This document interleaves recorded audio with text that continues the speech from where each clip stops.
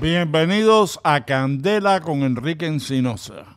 Este podcast lo pueden escuchar en Facebook bajo el título Candela con Enrique Encinosa o en YouTube bajo el mismo título, Candela con Enrique Encinosa. Y ahí están todos los podcasts que hemos hecho con muchísimos invitados. Y hoy me siento más que honrado porque tengo aquí a una de las personas que yo más quiero en todo este exilio. Gracias, Enrique. Ah, no soy yo. No eres tú. No, yo te quiero. Por favor, si tú eres un edificio con zapatos, de verdad, con el tamaño que tiene. Pero no, en los últimos años he tenido el placer de conocer y de llamar amigo a Lilo Vilaplana. Y Lilo Vilaplana es un individuo que ha ganado muchísimos premios, ha hecho películas, cortos, metrajes, de todo. Pero antes de entrar a lo que es el artista, Lilo Vilaplana, quiero hablar con Lilo sobre un amigo nuestro que se nos fue. Sí, cómo no. Y estoy hablando de Manolo Reyes. Bienvenido, campeón. Muchas gracias por invitarme, Enrique. Muchas gracias también por invitarme. O sea, Manolo Reyes, a quien enterramos esta semana, lo conocí hace 50 años, cuando los dos éramos muchachitos universitarios. Y ahí empezó una amistad muy profunda entre él y yo. Yo he ayudado a Manolo en todo lo que he podido y él me ha ayudado a mí en todo lo que él ha podido en su vida. Simplemente, fíjate, fue un buen cubano de Victoria Las Tunas, fue un buen universitario, en la guerra por los caminos del mundo participó, que a mí me consta, y es algo que no se ha dicho antes. Ni él lo decía antes, por supuesto, porque no le convenía para su carrera política. Y como político, Manolo Reyes fue el único comisionado en la historia de Miami que votó en contra de darse un aumento y un retiro. Y yo creo que eso es algo que es admirable, que de por sí lo dice todo. ¿Ok? Él era el más honesto de todos los políticos en el sur de la Florida. Y es una lástima que haya fallecido porque teníamos planes de que él fuera alcalde de Miami en un futuro. No solamente perdimos una gran persona, porque obviamente, Lilo, yo sé que tú lo conociste y vas a decir unas cuantas, vas a hablar sobre él, pero yo tuve la suerte de conocer a Manolo en los 80 cuando trabajaba en Mexicana y él venía a dejar carga. Él tenía un negocio con México y siempre se quedaba a hablar con nosotros y eso. Conocer a Manolo era querer a Manolito. Manolito era una persona excepcional. Y era, y te digo, es que le tenía a la gente que coger cariño. Nosotros que tuvimos el honor de conocerlo, hemos perdido un amigo, pero también sabemos que la ciudad de Miami perdió una persona que posiblemente hubiera sido un gran alcalde. Sí, no es mejor de todos los tiempos. Bueno, definitivamente. Bueno, yo decía, Manolo era nieto de Mambí, era nieto de Payés, un Mambí de Las Tunas, y él tenía en la oficina el cuadro de su abuelo y hablaba con mucho orgullo. Su abuelo fue oficial de la columna de Vicente García, de General Vicente García. Y Manolo me contó que dice que cuando quemaron Bayamo y quemaron Victoria Las Tunas, Vicente García se viró para Manolo y le dijo: empieza por esa casa. Y el abuelo le dijo: general, esa es su casa. Dice: sí, por esa empezamos. Hay que quemar todo el pueblo. Y lo quemaron. ¿Okay? Y un día Manolo me dijo: mira, a mí me ofrecen todos los días algo para buscarme billetes. Que si voto a favor de esto, me dan un sobre con dinero. Dice: yo no quiero enlodar mi nombre, porque yo llevo el nombre de mi abuelo, ¿no? Y eso para él era lo máximo, ¿no? Él estaba muy orgulloso de quién era. Yo las veces que siempre fui a buscar apoyo para mis proyectos, mis películas, él siempre apoyaba la causa. De hecho, para este proyecto UMAP, 2 días antes de su fallecimiento, me llamaron de la oficina de Manolo Reyes y Manolo dejó todo organizado y le dejó un cheque de $5,000 para apoyar la película del UMAP. Y allá fuimos, lo recogimos y 2 días después nos enteramos de la noticia del fallecimiento. Pero él siempre, cuando había una película con el tema cubano, como con Plantadas, él siempre trató de apoyar estos proyectos porque él sabía lo importante que es para Cuba, para la memoria histórica de Cuba y para la lucha que estamos llevando, que las personas conozcan lo que ha pasado y para la historia, para hacer justicia histórica. Y Manolo siempre estaba presente en todos los eventos que hacíamos con Reynold Rodríguez. Siempre Manolo iba y nos apoyaba en todo lo que pedíamos. A veces yo le decía, Manolo, hace falta grabar en una cuadra, en un lugar. Y él me enviaba a la policía, me decía, bueno, ¿qué te hace falta? ¿Cómo puedo apoyarte? ¿Qué lugares quieres? ¿Dónde quieres grabar? ¿Cuál es la zona? Siempre tuve la mano amiga de Manolo Reyes para... Hay muy pocos políticos que nos apoyan, pues Manolo era uno de ellos. Yo lamento mucho la pérdida de Manolo porque, como bien dijiste, la ciudad pierde a una persona comprometida con la ciudad, con las personas mayores, con todo. Su obra del monumento que le hizo a Bahía de Cochino, que no sé si lo viste, un mármol traído de Italia. Además, él me pidió que tradujera. Lo que está escrito en inglés, Sí. es traducción mía. Ah, qué bien. Yo estuve en el evento de lanzamiento de esto y me pareció una linda obra y, por supuesto, va a estar próximamente en una de mis películas. El cine en el exilio empieza en los años 60 con un documental que se llama Cuba Satélite 13, que lo hizo Palmer. Eduardo Palmer. Claro que sí. Buenísima persona. Después, a excepción de 1 o 2 documentales, no hay mucho. El Súper. Bueno, ahí es donde viene. En los años, Súper. Sí, como yo lo conocía a él. en los años 70, principios de los 80, a principios de los 80, Iván Acosta, que era compañero mío de la agrupación Abdala, escribió el guión del Súper.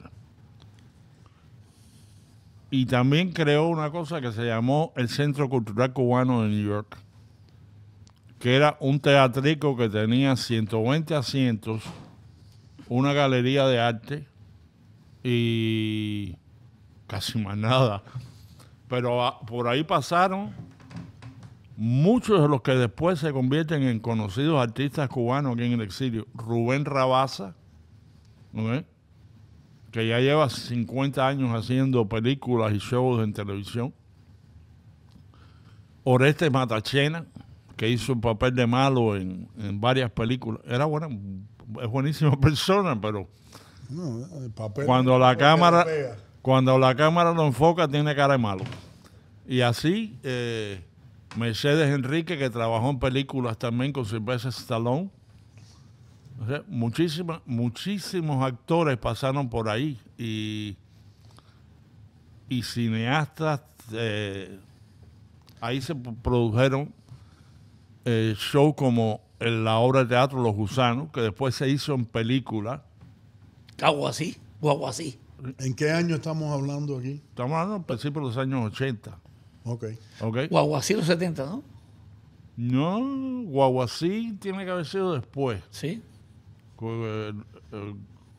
Bueno, no, a lo mejor es por el mismo tiempo. Guaguasí o Los Gusanos, una de esas 2 películas que más o menos salen en el mismo tiempo, en una de esas 2 películas es la primera aparición en pantalla de Andy García, que hacía de extra. Sí. Y Guaguasí era Rolando Barral el que lo hizo. Y lo maravilloso que tuvo esa película, que fue totalmente accidental, ellos estaban filmando en un muelle, no me acuerdo si era en Puerto Rico o dónde era. En el 83. En 83, sí, más o menos en el mismo tiempo.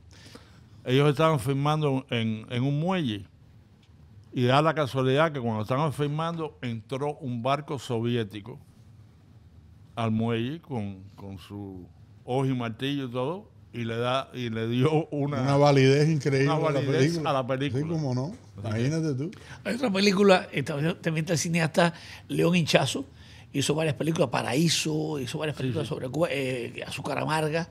¿Tú sabes lo que me pasó a mí con León Hinchazo? ¿Qué te pasó con León? León Hinchazo tenía tremendo ego. Era un tipo egomaniaco. Una vez le pregunté el foco, pero no lo conocí personalmente. Bueno, entonces un día tengo que entrevistarlo yo en el programa cuando yo estaba sustituyendo por Agustín Tamargo. Y llamo y le digo, en 20 minutos lo vamos a llamar, lo voy a entrevistar. Y me dice, ¿tú quién eres? Y digo, bueno, yo soy Enrique Encinosa, yo he escrito X número de libros, llevo años trabajando en la radio. Pero yo no te conozco a ti. Yo quien conozco es a Tamargo y ese es el que me tiene que entrevistar. ¿Va? El tipo se puso y dije, faltan 10 minutos para el aire, voy a tener que abrir las líneas si este no quiere hablar. Y le dije, mire, Hinchazo, yo sé más de usted de lo que sabe Agustín Tamargo, que es su amigo de toda la vida. Y me dice, ¿y qué tú sabes de mí? Le dije que cuando empezó el programa Saturday Night Live, usted se ganó un premio por un skit que hizo que duraba 3 o 4 o 5 minutos, en la cual era un torero toreando taxis en Manhattan. Y el tipo se echó a reír y me dijo, si es verdad, vamos a hacer la entrevista. y me fue bien. ¿Te lo ganaste? Eso fue. Te lo ganaste. También Andy García hizo una película. Bueno, Andy... Los Cuba, ¿no? Los Cubas. No, Andy, después del Super, viene Amigos y vienen un par de peliculitas Mickey Mouse.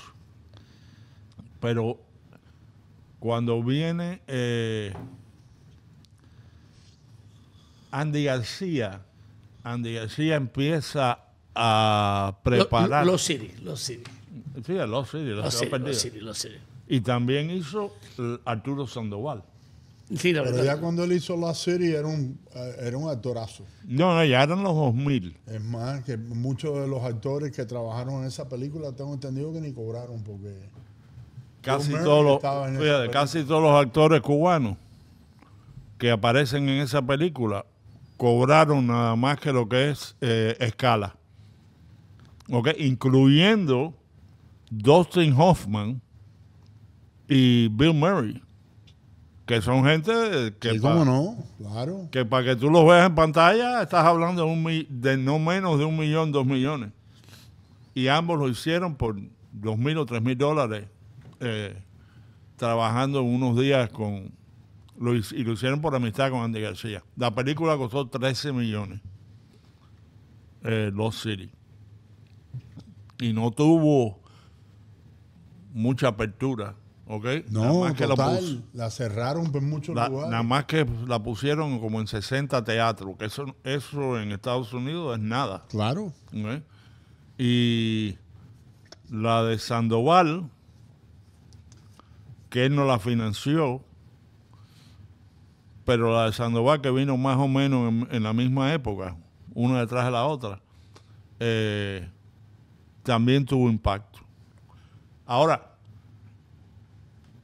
el cine cubano del exilio, desde Palmer con Satélite 13 hasta que llegó el caballero este peludo que está al lado mío, era una vez cada 6, 7, 8 años salía algo, ¿no? Una película que a lo mejor era una porquería. Es que, oye, el cine no es barato. No. El cine es costoso y no tenemos, los cineastas en el exilio, no tenemos el apoyo para hacer este tipo de películas. César Romero es muy hizo difícil. una que él hacía de papel de exiliado. El talento nos falta. El exilio siempre ha tenido Sí, mucho talento. Sí, el problema es lo que cuesta hacer una película. No, y después que la hace, es como distribuirla, llegas a mil plataformas y te dicen que no, que si es contra el castrismo no te la aceptan. De hecho, Sandoval nos hizo la música de Plantados. Sandoval fue el músico, hablando de Sandoval, que me quedé conectado con eso. Pero tenemos, por eso, como hablábamos de Manolo Reyes a la entrada, se agradece mucho a los políticos, a los empresarios, a las personas en general, cada vez que apoyan este tipo de proyectos, porque el cine queda para siempre, el cine queda queda después de nosotros. Y entonces la película siempre... Eso es lo que yo digo. Yo escribo mis libros no para mí. De aquí a 100 años, lo único que van a quedar van a ser unos documentales, unas películas y unos libros. Exactamente. Ni tú ni yo vamos a estar aquí. Y yo tengo bueno, yo lo he dicho, yo estoy seguro que lo han dicho otras personas, que la historia no cambia, la cambian.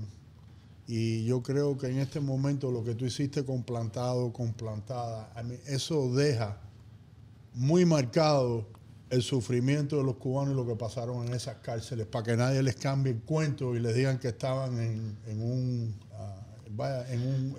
hotel disfrutando todos esos años, porque eso fue una salvajada lo que hicieron. De las cosas que más le ha molestado al castrismo con Plantados y Plantadas es que eran temas que para ellos pensaban que eran sepultados. Y actualmente las cárceles siguen igual, siguen los presos políticos, siguen los abusos, las torturas a los presos en la isla, pero ellos tienen el control de la información. Claro. Entonces esas cosas no salen al aire. Al salir Plantadas al aire, que la gente la vio, que la ve en el mundo, pues ya empiezan a cuestionar al régimen, y eso el régimen no lo perdona. El régimen sabe que cada película para ellos es una bofetada, para ellos es un problema, porque más personas van conociendo cómo funciona el régimen comunista. Por ejemplo, esta película de UMAP que estamos planeando hacer con Reinaldo Rodríguez y con la agrupación UMAP, es importante. ¿Por qué? Porque el castrismo, ¿qué hizo? Estigmatizó a los del UMAP. Todos son de esta manera, todos son de... Eso dice Mariela Castro, eso fue como una escuela al campo, como minimizando el daño que hicieron. Ustedes armaron unos campos de concentración, metieron a jóvenes católicos, protestantes, jóvenes que no querían el comunismo, condenados a trabajo forzado, 12 horas de trabajo forzado, en unos campamentos, 100 hombres durmiendo ahí en unas barracas, en literas, dándoles la comida que quieren, llevándolo al campo en las condiciones que ellos imponían. Muchos se hacían heridas para coger días de descanso. O sea, hubo más suicidios. Los suicidios. En un par de años de la UMAP de lo que hubo en 40 o 50 años de presidio político. No, y lo ofensivo de poner en un barracón el trabajo los hará hombres.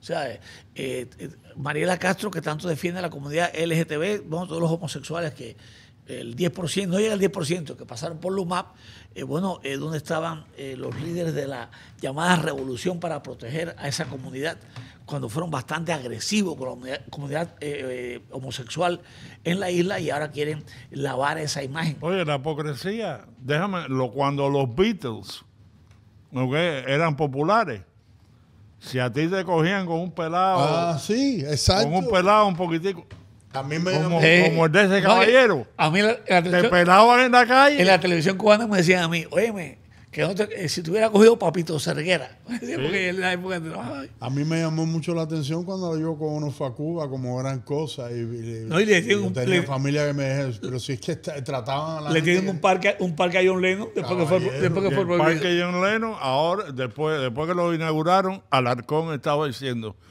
sí, el pobre John.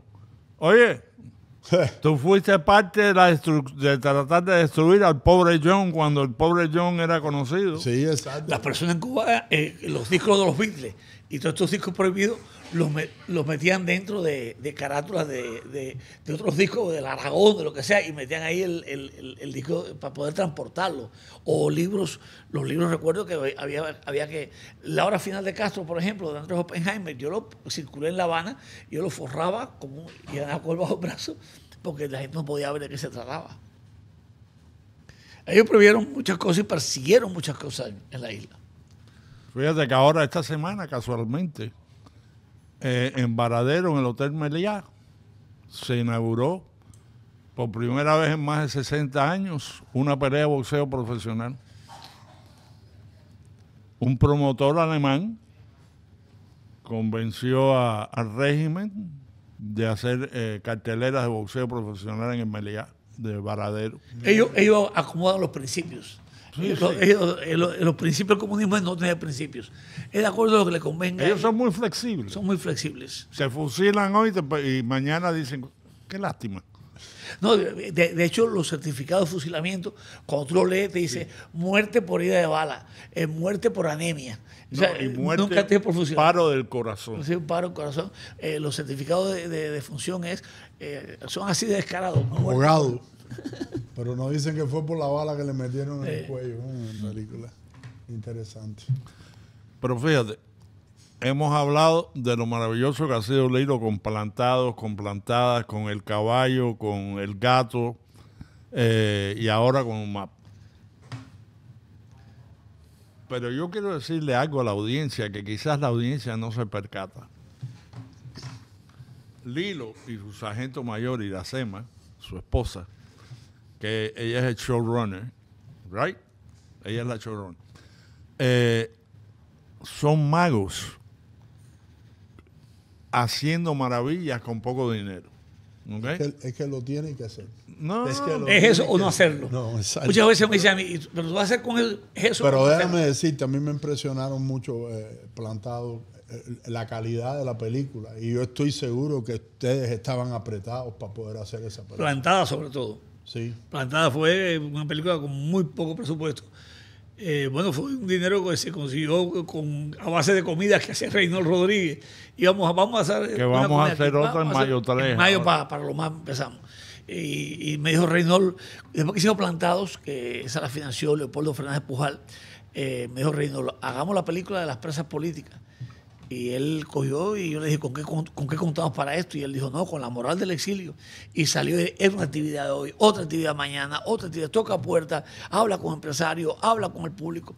Pero, por ejemplo, hicimos un GoFundMe, la vez de Plantadas, que no dio muchos resultados. Ahora en Lumap está dando resultados del GoFundMe, porque ¿cuántos cubanos somos en el exilio? 3 millones de cubanos hay en el exilio. Si el 20%, que son unos 600,000 cubanos, donan $1 cada uno, se hace la película. Caballero, escuchen que están viendo y ustedes pueden ser parte. Es más, si donan 50 centavos cada uno, se hace la película. Sí. No, pero el que puede que dé 5, el que puede que dé 10. Tú entras en Google y pones UMAP la película. La gente dice, no, pero yo no tengo para donar $1 que done uno cada 600,000 cubanos, se hace la película. Piensen lo que están representando. Van a dejar la historia de Cuba para que las próximas generaciones vean lo que fue el comunismo. No, y las personas que están conectadas, si quieren ver lo que se hace, pues si ven Plantados, van a Amazon Prime y ahí pueden ver Plantados. Si quieren ver Plantada, la pueden ver en ViX, en Roku, en Filming en España y Portugal, y Fawcett Sound TV, una nueva plataforma, ahí también está Plantada. Ya hemos estado en varios festivales, hemos ganado premios, mejor película en el Festival Internacional de Toronto, en Canadá, mejor dirección en el Festival de Cine Latino de New York, de New York, hemos ganado premio del público y mejor película en el Festival de Cine de Miami. Aunque no me hayan invitado como jurado, que me tocaba ser jurado por haber ganado, este año no me invitaron a ellos porque ellos no soportan que yo sea contestatario, sea anticomunista, sea independiente. Entonces, eso les molesta mucho a ellos. Hacerte esta pregunta, porque hay muchas personas que ignoran lo que fue Cuba cuando pasaron todas estas cosas y ven estas películas por primera vez. ¿Tú has tenido alguien que te ha venido después a decir cómo lo han impactado a ellos ver este tipo de... Todo el tiempo. De hecho, hoy me escriben de Puerto Rico una persona, Lilo, ¿dónde puedo ver Plantadas? Y yo les mando en tales plataformas. Porque también nos falta divulgación. Muchas veces los medios de acá de la Florida se preocupan más por un escándalo de un reggaetonero que por una obra seria. Entonces, para uno conseguir, hay que buscar los amigos en la prensa porque no les interesa. Por ejemplo, esto de la película de UMAP, he hablado con canales de televisión, van a apoyar esto y no me han respondido. Entonces uno dice, bueno, ¿hasta cuándo uno luchando por Cuba se hacen los tontos, miran para otro lado? ¿Cuba interesa o no interesa a Cuba? Es la pregunta. Yo te voy a decir una cosa, y es lo que estaba hablando.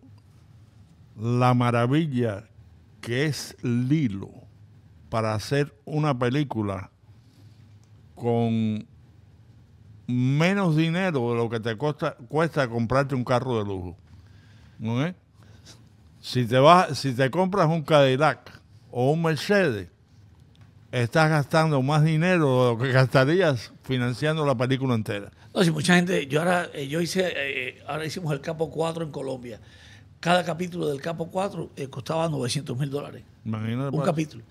Y estamos hablando de hacer una película con la mitad de ese dinero. Y vamos a hablar una cosa, porque tú eres una persona que tiene bastante talento, porque hacer una película con lo que decimos, tan poco dinero, tienes que ser muy creativo. Qué rico es cuando tú te dice a alguien que, bueno, aquí hay 10 millones de pesos, vamos a hacer una película. Claro. ¿Qué tú no puedes hacer con eso? Con eso la puedes hacer con todos los juguetes, como se dice. Con todos los juguetes. Claro, depende de la cantidad de extra que puedes usar, las construcciones escenográficas que puedes tener, todo lo que es la escenografía. Oye, cuando se hizo Plantados, cuando se hizo Plantados, sí, cómo no, que había un presupuesto de $3 millones que sí era considerable ya. Se hizo con 2.700.000 y los 300.000 que eran de emergencia, de cualquier inconveniente, se dice inconvenientes, no, se dice sorpresa.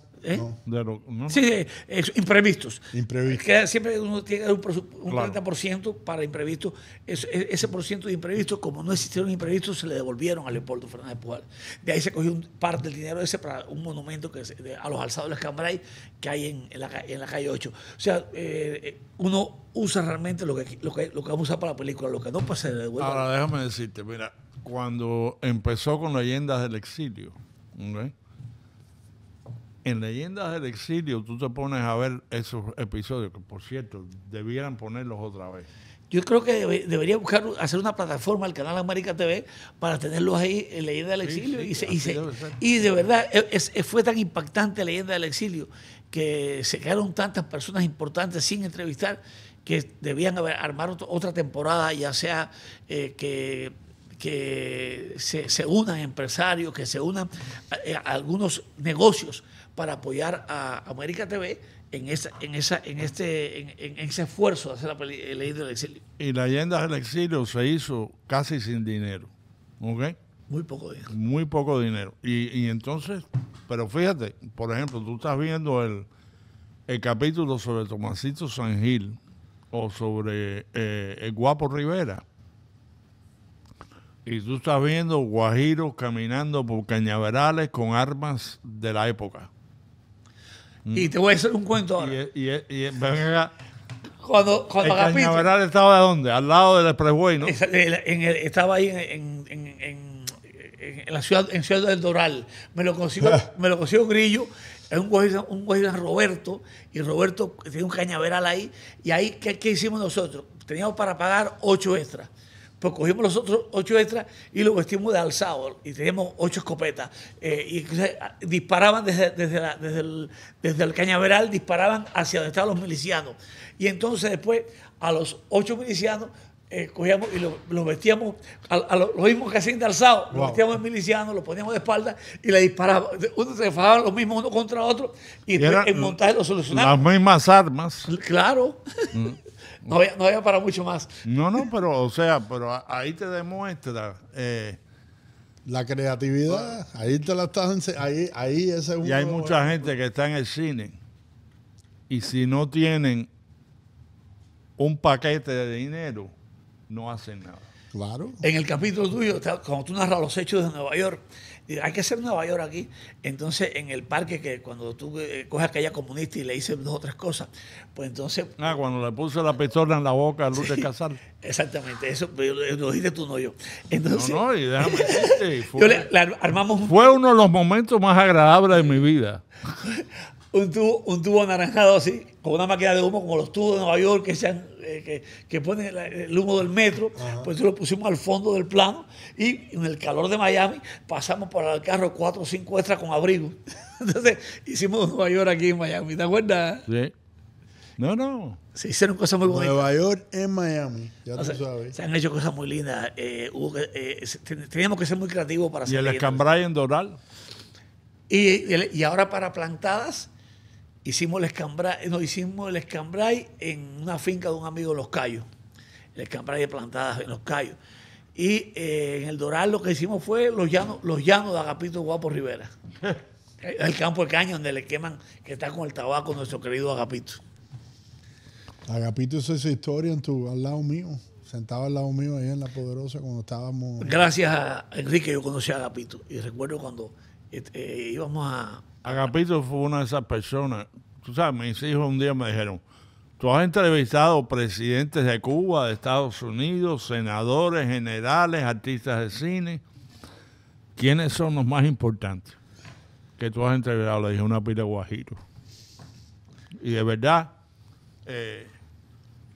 Agapito Rivera fue una de las personas más impactantes que yo conocí en mi vida. ¿No es?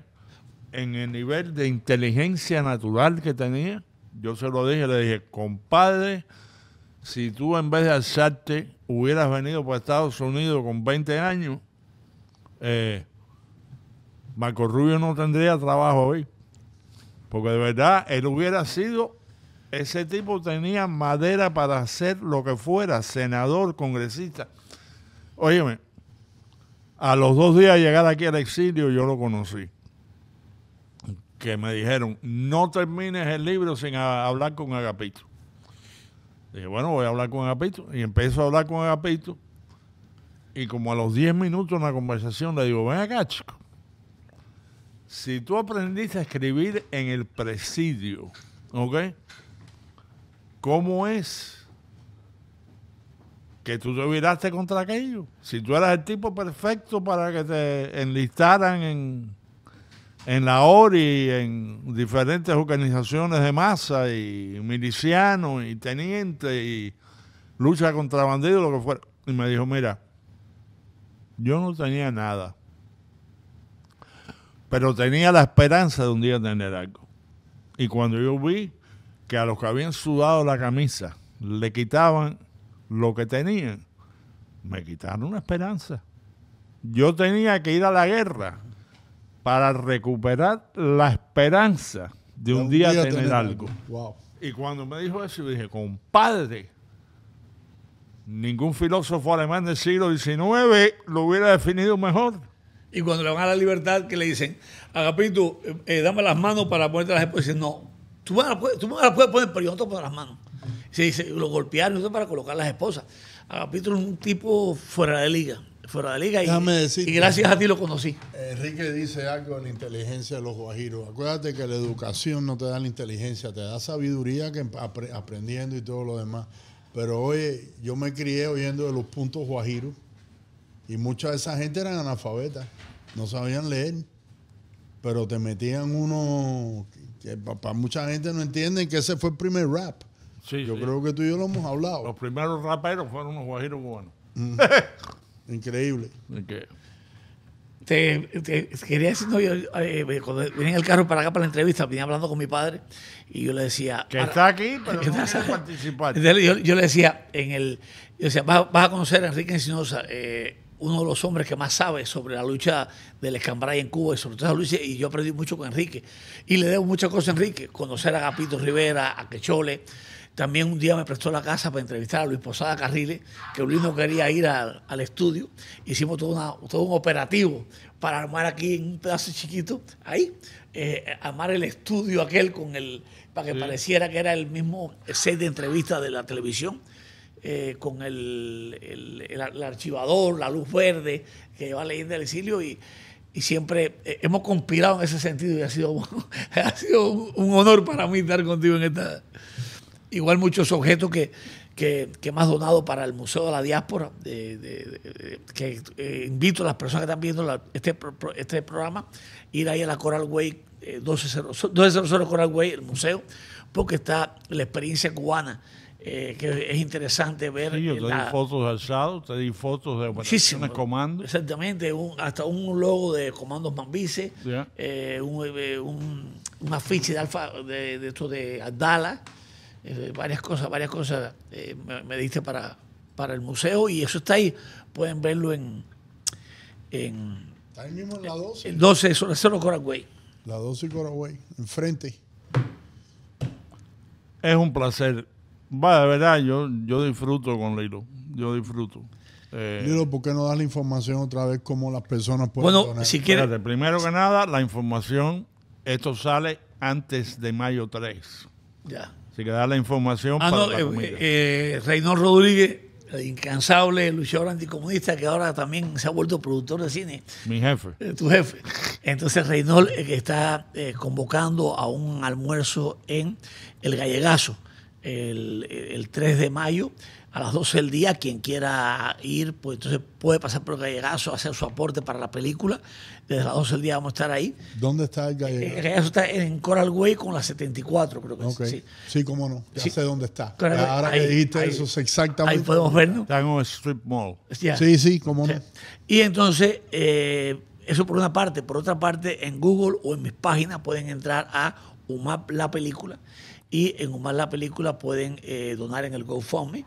Y la otra manera es a través de la fundación nuestra, que es una fundación fundraise sin ánimo de lucro. Se llama Sin Exilio. Por si algún empresario, algún político, alguien quiere donar a una fundación sin ánimo de lucro, pues puede hacerlo a Sin Exilio. Pues pueden contactar Lilo Vilaplan en Facebook o Instagram y es muy fácil dar ¿Cuándo conmigo. piensas, perdóname que te haya interrumpido, cuándo piensas empezar esta producción? Cuando tenga el dinero. De hecho, ya empezamos porque ya hemos entrevistado 27 personas que pasaron por la UMAP. De todo tipo, bautistas, hemos entrevistado católicos, artistas, homosexuales, todo el que ha pasado por ahí, que se ha acercado, que hemos conseguido, pues lo hemos entrevistado. Ya Muchos testigos de Jehová también terminaron ahí. muchos, pero no han dado entrevistas. Ojalá algún testigo de Jehová se anime a las entrevistas. porque Caballero, fueron de los más dale, tienen que sacrificados. hacerlo. Esto es importante. Y claro que sí, que es muy importante porque estos campos de concentración del 65 al 68 son una vergüenza para el castrismo. Es una vergüenza eso que hicieron con esos jóvenes, de arrebatar la juventud sencillamente por no estar de acuerdo con la doctrina comunista. Y creo que es muy importante. ¿Para qué? Para hacer justicia histórica, para que quede para siempre en una película y para que no se repita.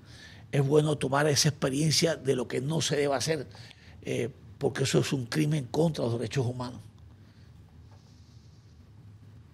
Cuando yo sea grande, yo quiero ser como Lilo. Déjame decir. Tienes que empezar a dejarte crecer el pelo un poquitico. Me peleé hoy. Te pelaste hoy, no, te queda lo más bonito. Está así, está. O si van a chapisteado. piropear, se me voy. Está chapisteado el hombre. Hubo un momento así que hace años empecé a dejarme el pelo como Lilo. Fue en los años 90. Estuve como 9 meses sin pelarme. Y mis hijos me decían, oye viejo, ya Woodstock se acabó.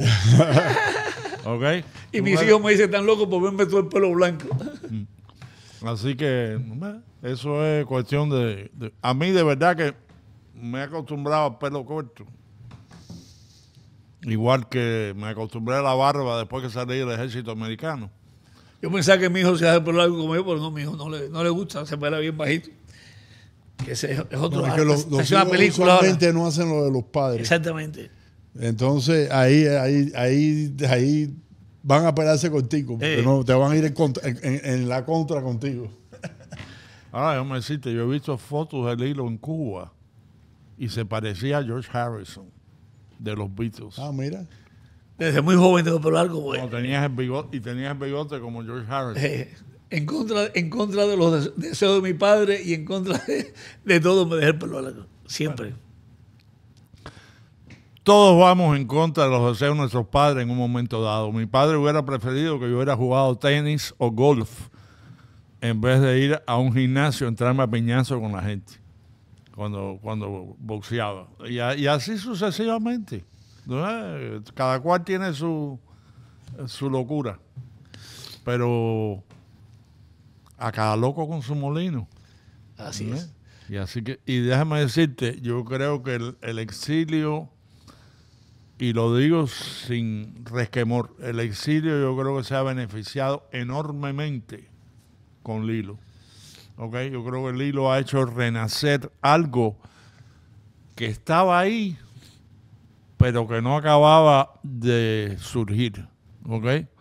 El cine cubano en el exilio había producido 2 o 3 buenas obras, 2 de Andy García, un par de Iván Acosta, mi querido amigo de Abdala, y Chazo. Chazo. Y fuera de eso, no había mucho más.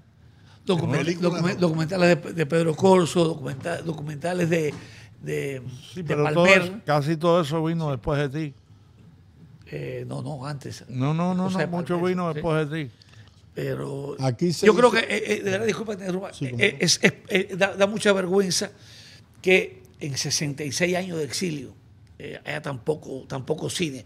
Fíjate si el cine es importante, y eso lo saben los delincuentes como Castro, que él, cuando toma el poder en el 59, ya en marzo, ya él funda el ICAI.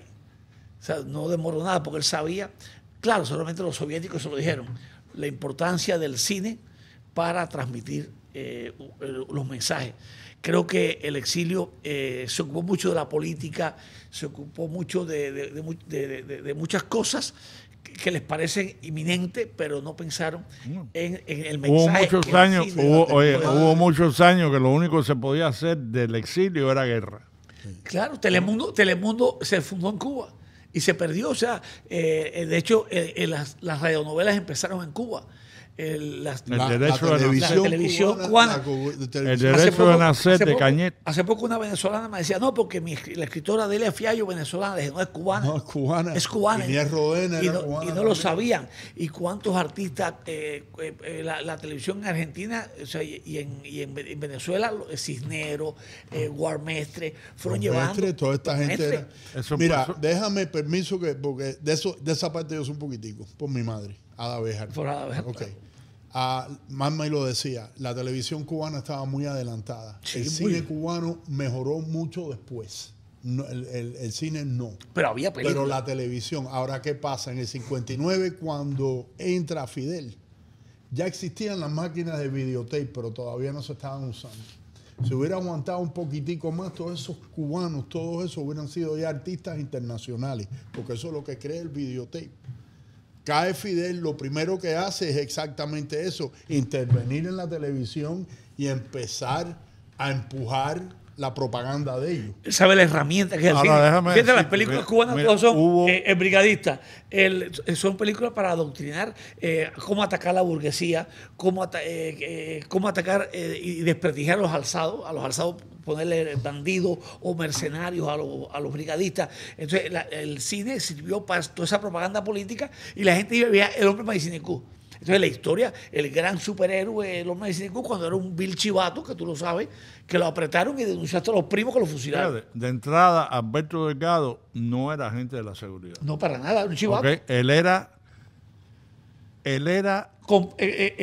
uno de los colaboradores de bandidos, los alzados. ¿Ok? Y lo cogieron y lo apretaron y echó para adelante a todo el mundo, incluyendo a sus 2 cuñados. A los cuñados igual, claro. ¿Ok? Eso mucha gente no lo sabe. Cuando van al primer juicio, eran 37. 35 eran alzados y 2 eran cuñados de Roberto Delgado, que él mismo los echó para adelante. Alberto Delgado. Alberto Delgado. Y en ese juicio, a mí me cuenta uno de los que sobrevivió a ese juicio, Amador Acosta. Y Amador me contó y me dice, estábamos todos sentados ahí, sucios, peludos, barbudos, y entra la corte, o sea, el fiscal. Y dice, el fiscal era un tipo que tenía una barba como Santa Claus, que le llegaba a la mitad del pecho. Y si se sentó y abrió el libro de actas y el primero que llamó fue a Blas. Y dijo, Blas Ortega. Y Blas, que era un mulatico de 22 años, dijo, aquí. Y le dice, párate. Y dice, no me da la gana. No lo dijo así, se lo dijo de una manera más grosera. No me voy a parar. Y dice, tú estás acusado de asesinar al guajiro fulano de tal. Pero yo no lo asesiné. Y dice, tú niegas que lo mataste. Y dice, no, yo sí lo maté. Yo lo que no lo asesiné, y el hijo de él, que es un chivatón, se me escapó. sino a él lo ahorco también. Es más, yo nada más que estoy haciendo lo que ustedes me enseñaron en la lucha contra Batista y que yo que chivatos de Batista. Y a usted, señor fiscal, con lo gordo que tú estás, contigo hace falta un cable de teléfono. ¿Ok? Y el fiscal lo miró y le dijo, te voy a fusilar y me voy a morir cantando el himno nacional y cagándome en tu madre. ¿Ok? Ese fue Blas Ortega. Y todos los demás, igual. Lo que dijo Maro Borges cuando le dijeron, ¿qué tú quieres decir en tu defensa? Muchacho, no lo quiero decir aquí en el podcast porque yo creo que había gente que se sentiría ofendida. Pero eran seres especiales. No, ellos no se iban. No, Era hacer como Y murieron cantando, los 13 que murieron en junio, fusilados, carreteros, sí. entre ellos, murieron cantando el himno nacional. Y los que fueron al día siguiente con Maro Borges también murieron cantando el himno nacional. Eran gente fuera de serie. ¿Okay? Mira, hablando de... Y ese después que se le acaben las prisiones al hilo, ¿ok? Después que no tenga más nadie que hablar de Boiter, de Carmelo Cuadra, de las huelgas, entonces vamos a hacer el escambray. Es interesante porque el escambray está mal contado por los comunistas. Recuerdo que la entrevista a Quechole dice, yo llegué al hospital porque él cae con Maro Borges, cae en uno de los ataques estos, y cuando él dice, yo escuchaba una gente hablando en ruso. Ya estaban los soviéticos asesorando a Castro desde la época del escambray. Que ellos primero mandan a los españoles republicanos que estaban preparándose en la KGB. Eran dos, Ciuta y otro más. Y otro que decía comandante Angelito, que era... Él le puso Angelito porque se parecía a Ángel Castro. Fidel le puso comandante. Y Martínez, algo apellido Martínez. Y él fue el que le orientó a Fidel, desacredita a tus enemigos. Esto que está en el monte, dile bandidos. Y luego cuando lo de Valle Cochino... El concepto de los 3 anillos en un cerco... Fue de ellos. Fue de ellos, porque ellos eran españoles. Eran anillos y un peine. Ellos eran españoles que pelearon en la Guerra Civil Española cuando eran muy jóvenes. Cuando Franco gana, se van para Rusia y pelean en la Segunda Guerra Mundial como guerrillas partisanas. Y yo supongo que como Cuba se hablaba español, ya lo tenían preparado y los rusos mandaron primero a esta gente para allá. Sí, claro. Y eran coroneles. De eso no se habla en la historia de Cuba. Y eso fue, el triple seco se inventó en la Guerra Blanca, que fue después que los comunistas toman el poder en el 18, en Rusia, en el 21, cuando viene la guerra, lo que llamaban los rusos blancos, ahí fue donde se inventó el triple cerco. Así que, bueno. Lilo siempre... ¿Tenemos tiempo todavía? Estamos bien de tiempo. Estamos bien de tiempo. ¿Qué más quieres hablar? No, yo no. Lo que me pregunte yo respondo. No. O sea, ¿cuál es tu actor favorito en estos momentos?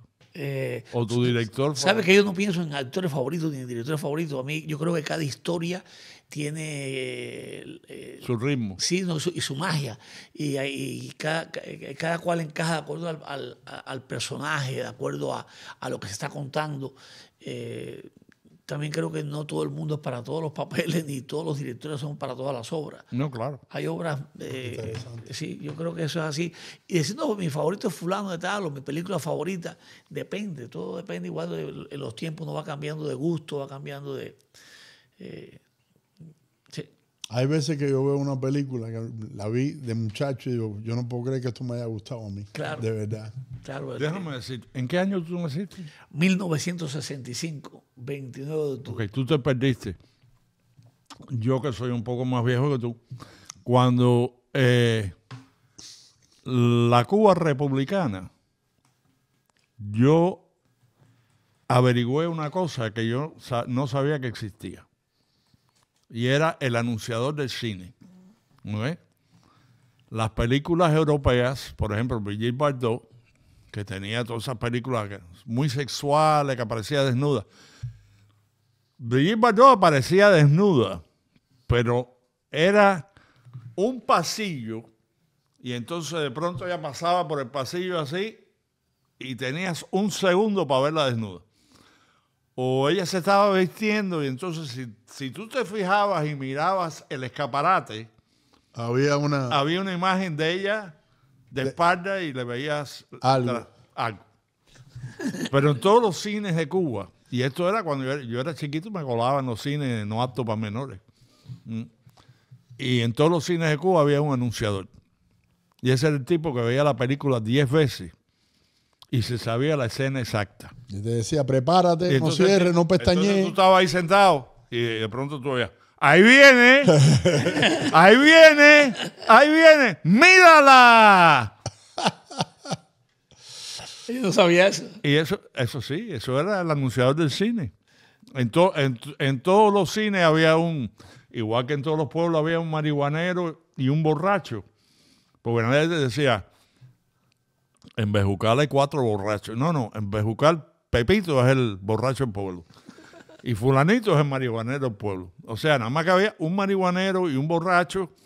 Un loco. Y en todos los cines nada más que había un anunciador, que era el tipo que veía la película desde por la mañana hasta por la noche.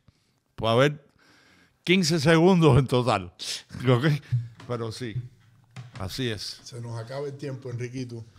Candela, bueno, pues si quieren anunciarse en este programa, contacten a este hombre grande, Manny García.